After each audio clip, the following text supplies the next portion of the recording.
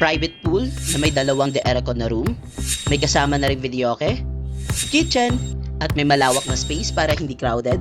Lahat ng yan ay kasama sa inyong babayaran.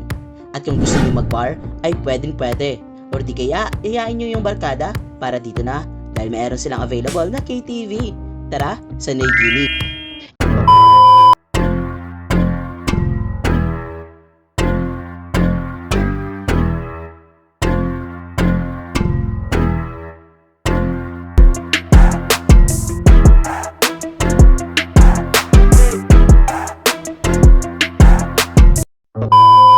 Isa na siguro sa masayang pangyayari sa isang empleyado sa kumpanya kung meron pang summer up. Bali ito ay pangalawang beses na ngayon sa isang taon. Kasi nung unang swimming namin ay kasama kami lahat, isang buong company. Ilalagay ko dyan yung link sa baba para mapanood nyo rin. Ngayon ay may pa-team swimming kami. Kami nga pala ang team consumption. Kaya mga kapalangga, sa video na ito ay ako naman ulit yung samahan para mag-swimming kahit na ulan. Bago nga yung araw ng aming pag-swimming ay nag-grocery muna kami dito ni Joey. Siya kasi yung nakatoka para bumili ng mga pagkain. At ako naman ay bumili na rin ng aking mga paninda. Mula dito sa may sakayan ng tricycle sa may Naga Road ay pwede kang sumakay ng tricycle or pwede mo ding lakarin. Kasi nga ba naman ay walking distance lang. Dito ka nga bababa sa may gasoline station ng Shell. Katabi niya lang yung BDO at Mercury Drug. Tingin ka lang sa kabila ay makikita mo na tong private resort. Dito lang yan sa may Las Piñas City. Hindi lang siya private pool, kundi meron ding bar at KTV. Maganda at malaki. Cute at pang-aesthetic. Perfect for Instagrammable picture. Lalo na nga dito sa kanilang pa-private pool. Meron nga din silang de-aircon na room.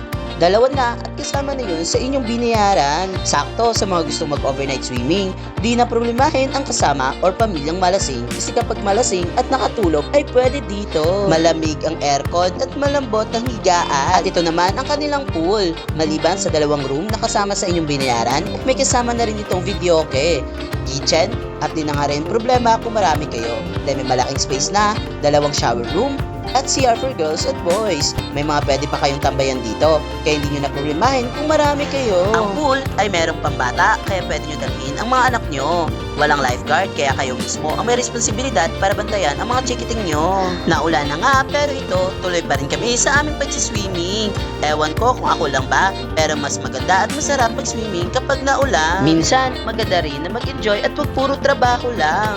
Kahit papano sa sandaling oras at panahon ay makalimutan natin ang maging isang alipin ng trabaho. Kahit minsan lang pagod ang katawan dahil sa maghapong pagtatrabaho ang mararamdaman natin, kundi maranasan din natin na kahit mapagod ang katawan, ang mahalaga ay masaya tayo. Kaya shout out sa mga kumpanya na hindi lang puro trabaho ang iniisip. Iniisip din ang kaligayahan ng kanilang mga empleyado na kahit isang araw lang maranasan din nilang mag-enjoy at makalimot na sila ay isang empleyado sa isang kumpanya. Dahil di lahat ng kumpanya ay may pa-summer outing. Kaya mga kapalangga, kapag umabot ka sa video na ito, maraming salamat at huwag niyong kalimutan na ako inyong i-subscribe, like yung video at mag-comment na rin. Kaya mga kapalangga, sa susunod kong video at gala, ako'y naman inyong ulit samahan para mapuntahan at matikman ang mga nag-viral na lugar at masasarap na pagkain. Hanggang sa muli, this is Alexis Malinaw Hinobata at your service!